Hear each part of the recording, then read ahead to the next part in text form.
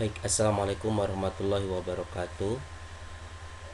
Untuk pertemuan ini kita akan masuk ke bab kedua, yaitu tentang penyetaraan reaksi redoks ya.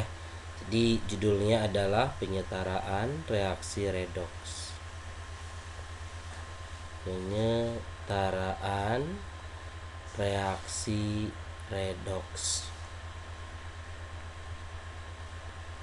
Namun sebelum masuk ke materi penyetaan reaksi redoks, kita harus tahu apa itu reduksi, apa itu oksidasi ya.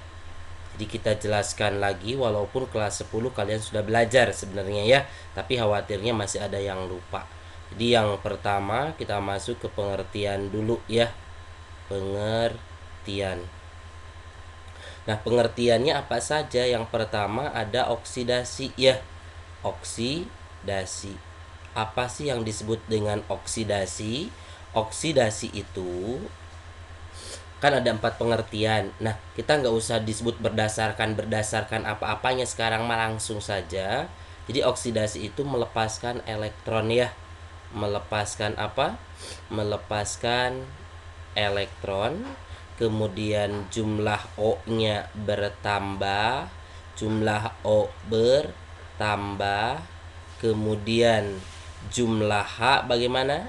Jumlah H-nya itu berkurang. Saya gunakan min ya. Kemudian biloxnya naik ya. Bilox naik. Paham? Ya, seperti itu. Kemudian yang kedua ada yang disebut dengan reduksi. Kalau reduksi berarti kebalikannya ya. Kalau reduksi berarti gimana? Melepas atau menerima elektron? Menerima ya. Menerima apa? Menerima elektron. Kemudian jumlah O-nya bagaimana? Jumlah O berkurang ya, diingetin. Kemudian jumlah H-nya bertambah. Terus apalagi? Biloxnya turun. Ya, itu pengertian dari reduksi. Kemudian setelah tahu oksidasi reduksi, sekarang yang ketiga ada yang disebut dengan oksidator. Ya, kalau oksidator apa coba? Oksidator itu adalah senyawa yang mengalami reduksi ya. Adalah senyawa yang mengalami apa? Mengalami reduksi. Jadi kebalikannya ya, kalau ada tornya kebalikannya. Reduksi. Kemudian yang keempat ada apa berarti? Ada reduktor. Kalau reduktor berarti apa coba? Reduktor itu adalah senyawa yang mengalami apa? Senyawa yang mengalami apa? Mengalami oksidasi. Paham? Bisa ya? Itu untuk reduktor. Kemudian yang kelima itu ada yang disebut dengan apa? Dengan auto redox ya, diingetin. Yang kelima itu ada auto redox ya. Auto redox nama lainnya adalah disproporsionasi ya. Apa itu disproporsionasi? Auto redox atau disproporsionasi adalah satu unsur ya, satu unsur yang dapat mengalami apa? Dapat mengalami reduksi. Ingetin, reduksi sekaligus apa? Sekaligus oksidasi ya. Jadi satu unsur, bukan satu senyawa. Nah, itu untuk pengertian dari reduktor, oksidator, oksidasi, reduksi, dan auto redox ya. Kemudian nanti kita lanjut lagi. Coba kita lanjutkan ke bagian yang kedua. Setelah paham itu, coba saya ambilkan contohnya. Jadi contohnya kayak gini, misalkan Kalau ada Mg, ini untuk contoh dulu, Mg berubah jadi Mg 2 plus ditambah 2 elektron. Ini reaksi reduksi apa oksidasi coba? Nah, ini dilihat berarti berdasarkan pelepasan atau penerimaan elektron.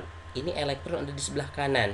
Jadi kalau anggap ini sebagai center itu tanda panahnya. Kalau kita pencet bagian on-nya, berarti memancarkan sinar. Berarti ini memancarkan elektron. Berarti artinya melepaskan elektron ya. Jadi kalau elektronnya di sebelah kanan, kita ambil kesimpulan berarti dia adalah melepaskan. Kalau melepaskan berarti oksidasi. Paham? Ya, ini berarti oksidasi. Kemudian kalau misalkan elektron di kiri pasti reduksi kan. Nah, sekarang mah kayak gini misalkan, coba kalau misalkan saya punya reaksi kayak gini. C2H5OH misalkan ya. Ini berubah jadi apa? CH3COOH misalkan. Ini reaksi apa? Ini kan nggak ada elektron ya, berarti kita tidak bisa melihat dari pelepasan atau penerimaan elektron. Lihat dari perubahan O atau H-nya. O-nya di sini 1, di kanan jadi 2, berarti O-nya bertambah. Kalau bertambah berarti namanya apa? Oksidasi juga. Ya, ingetin. Nah, sekarang ini kenapa O-nya yang dilihat? Kenapa nggak H-nya saja? Boleh H-nya. H-nya 5, sini 1, berarti 6. Di sini jadi 4, H-nya berkurang. Kalau berkurang berarti oksidasi juga kan? Nah, sekarang cobaan kalau misalkan kayak gini, HCOOH berubah jadi CH3OH. Ini oksidasi apa reduksi? Ini O-nya 2, di sini jadi 1, berarti ini reaksinya adalah reduksi. Atau iya, reduksi berarti kalau reduksi boleh juga sebut udah reduksi aja ya, nggak usah disebut reduktor oksidator. Nanti reduktor oksidator kita beda lagi ya. Paham sampai sini? Ini berarti reduksi ya. Nah, kemudian kita lihat dari bilox. Boleh lihat dari biloxnya, misalkan kayak gini. Al nih, Al 3 plus. Misalkan di sini 3 plus ditambah 3 elektron, ini jadi Al saja misalkan. Lihat biloxnya, ada yang sudah ingat bilox nggak? Al 3 plus biloxnya berapa? Plus 3. Al berapa biloxnya? 0. Naik turun. Kalau turun itu adalah reduksi. Kalau naik berarti oksidasi. Berarti ini reaksinya reaksi apa? Reduksi. Paham sampai sini? Bisa ya? Ada yang belum mengerti? Boleh nanti ditanyakan ketika kita pas Vicon ya. Boleh kalian bertanya ketika tidak paham. Oke, kita lanjut lagi berikutnya. Nah, berikutnya ini yang menjadi dasar banget. Kalian tidak akan paham penyetaraan reaksi redoks kalau tidak paham aturan Bilox ya. Jadi kalau aturan Biloxnya kalian tidak ngerti, pastikan kalian tidak akan paham ya. Jadi kalau kalian tidak tahu aturan Bilox, pastikan tidak akan paham nanti penyetaraannya. Jadi tolong dipahami untuk yang sekarang saya jelasin ini nih. Aturan Bilox ya. Ini yang B berarti ya. Yang B itu adalah aturan Bilox ya. Nah, diingetin ini ada aturan Bilox. Nah, aturan Bilox itu yang pertama nih, apa saja yang pertama? Apa ada yang masih ingat ya? Yang pertama, Bilox unsur bebas ya, diingetin Bilox unsur bebas itu sama dengan 0.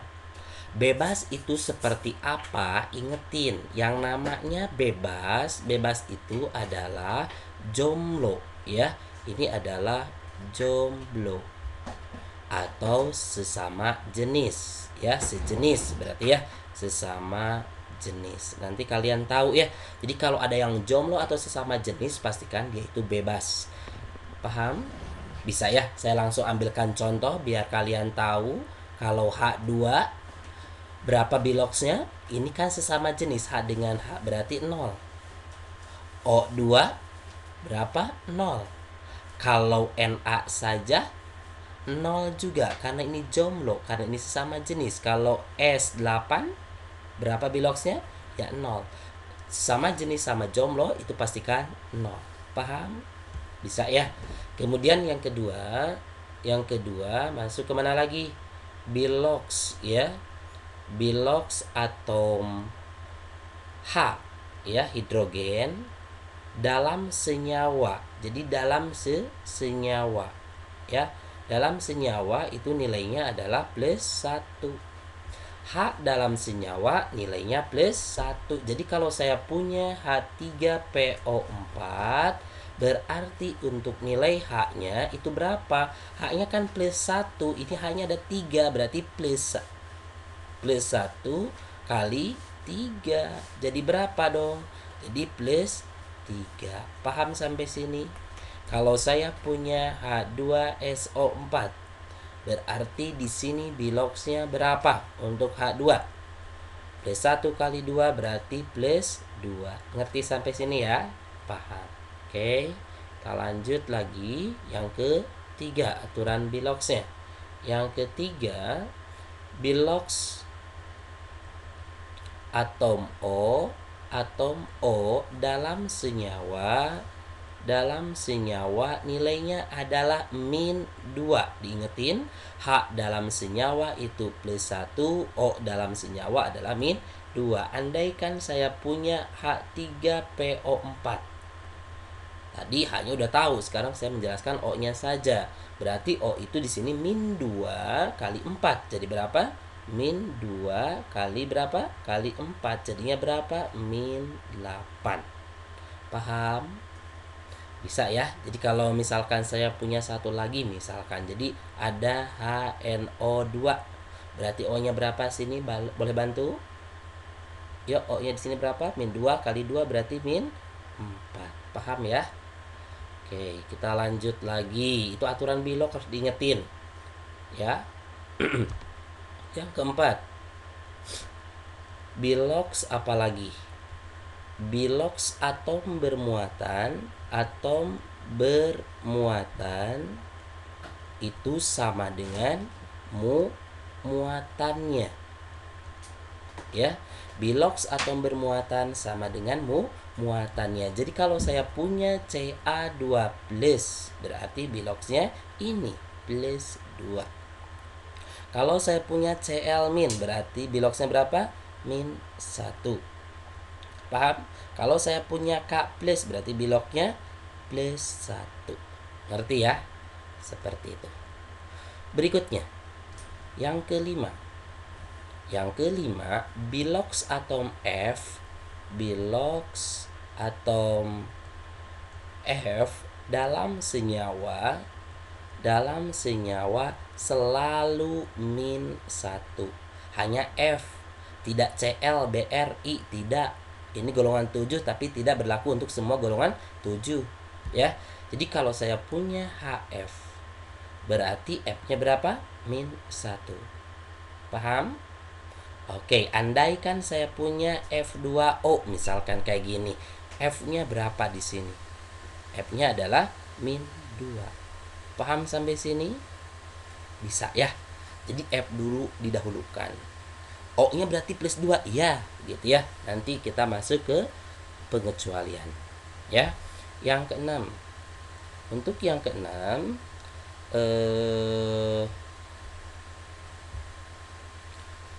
bilox, diingetin, bilox atom logam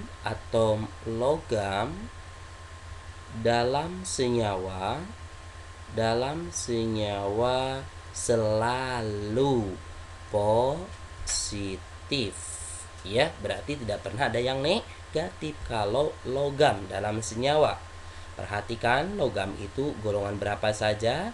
Ada golongan 1A, itu logam. 1A, 2A, 3A dan transisi adalah logam. 1A berarti nilai biloxnya berapa? +1. Kalau 2A berarti nilai biloxnya berapa? +2. Kalau 3A berarti biloxnya +3. Nah, golongan 1 harus hafal. Golongan 1 itu H bukan golongan 1, ingetin.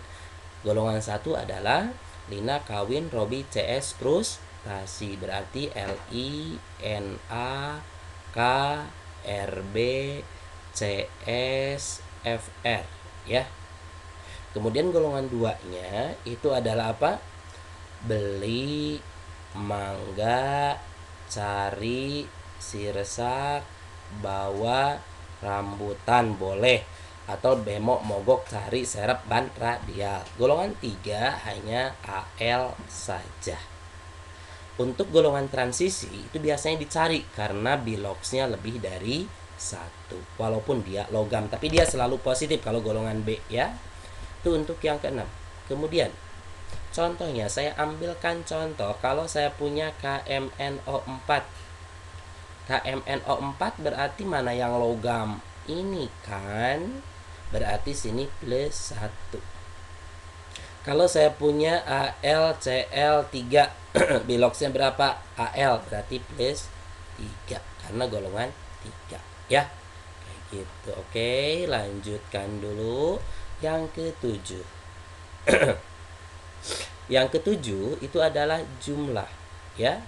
Jumlah bilox senyawa netral. Senyawa netral sama dengan 0. Jumlah, yang namanya jumlah itu ada ditambah-tambah. Ditambahkan, ketika ditambahkan nanti totalnya harus 0 untuk senyawa netral. Senyawa netral itu adalah senyawa yang tidak ada muatan di bagian atasnya. Tidak ada min ataupun tidak ada plusnya. Seperti apa senyawa netral? Coba perhatikan. Ini seperti kayak gini, H3PO4. Ini di atasnya kan tidak ada min, tidak ada plus, berarti ini netral. Ketika ditotalkan, nanti jumlah total biloxnya wajib 0. Paham? Bisa ya?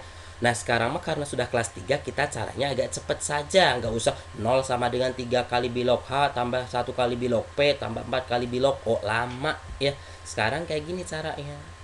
H3PO4. Mana yang kalian tahu aturan bilog yang sudah saya sebutkan tadi?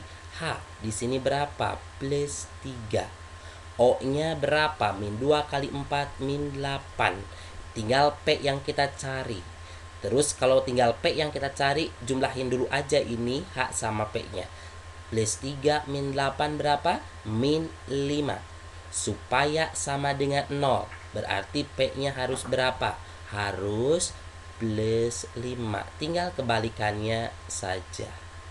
Paham? Oke ya.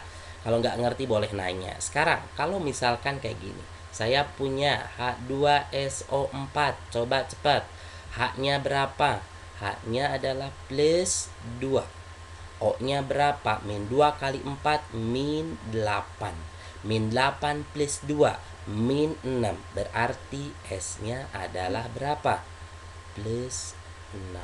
Paham? Gampang kan? Coba lagi, andaikan nanti saya punya H2C2O4. Mana yang kalian tahu biloxnya? H-nya berapa? Plus 2. O-nya berapa? Min 8. Min 8 plus 2 min 6. Berarti C-nya di sini adalah plus 6. Tapi ini ada 2, berarti dibagi 2 dulu. Sama dengan berapa? Berarti plus 3 bilog dari karbonnya. Paham ya? Seperti itu. Nggak susah kan? Gampang ya. Oke, kita lanjut yang ke-8. Yang ke-8 ingetin jumlah bilox senyawa bermuatan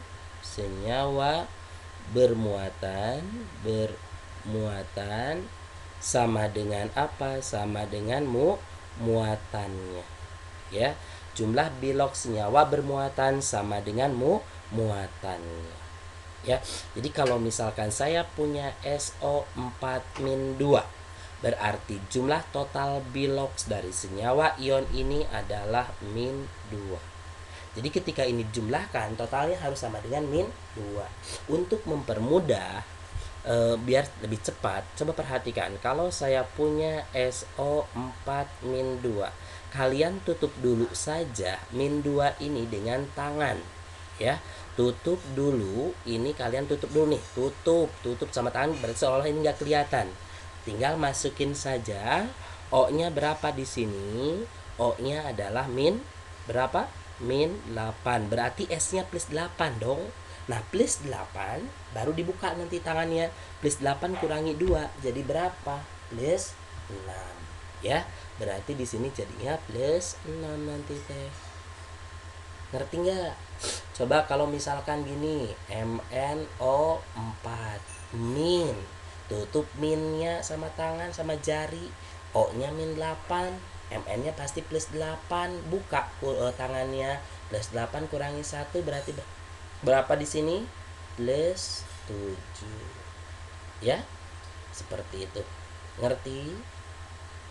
Nah, sekarang kita coba masuk ke beberapa kasus nih. Nanti biar kalian tahu. Kalau misalkan kalian punya ini, FE, OH berapa kali? 3 kali. Ini yang dicari biasanya apa? FE-nya ya, karena O sama H udah tahu. Boleh kalian pakai ini. O-nya kan min 2, H-nya plus 1. Min 2 plus 1 berapa?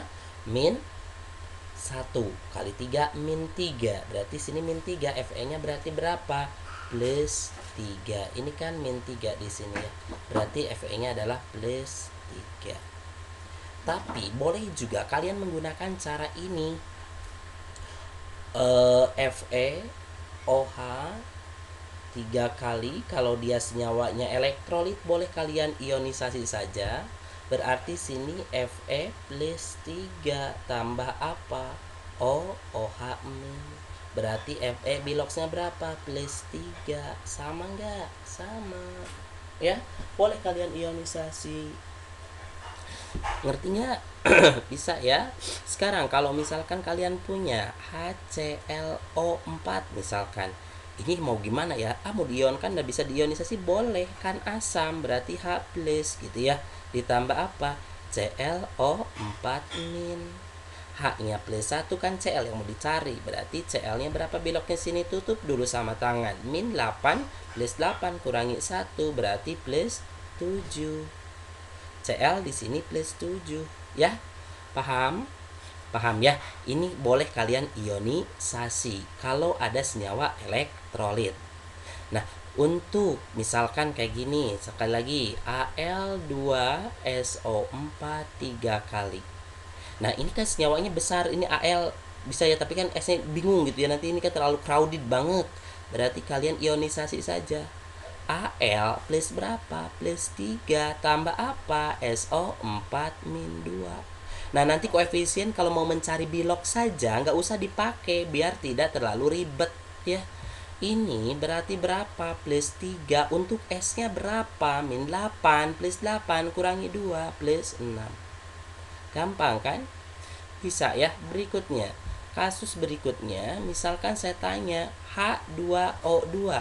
Lah, apa ini yang dicari? H sudah tahu, O sudah tahu. Berarti harus masuk prioritas ya. Ini ada prioritasnya. Prioritasnya itu apa? F, L, H, O. Berarti harus F dulu baru L. L itu apaan? L itu adalah logam. Baru H baru O. Lah kalau H2O2 apa dulu dong? Ya H dulu lah yang punya prioritas ya. H-nya berapa? H-nya itu plus 2. Nah kalau kayak gitu O-nya jadi berapa ini? Jadi min 2 bagi 2 jadi berapa? Min 1. Jadi kalau ada pernyataan O selalu min 2 salah, karena O bisa min 1. Paham nggak? Ngerti ya? Sekarang kalau saya punya KO2 misalkan, atau KO saja ya. Misalkan saya punya K2O atau KO saja misalkan ya. Berarti gimana nih? K-nya berapa? K-nya adalah plus 1. O-nya berarti berapa? Min 1. Paham? Sekarang saya punya NaH. NaH berarti, lah ini apa dulu dong? Ini Fl. L itu logam.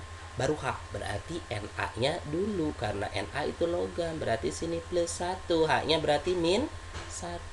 Paham nggak sampai sini? Gampang ya? Nah, itu aturan bilox. Misalkan satu lagi nih.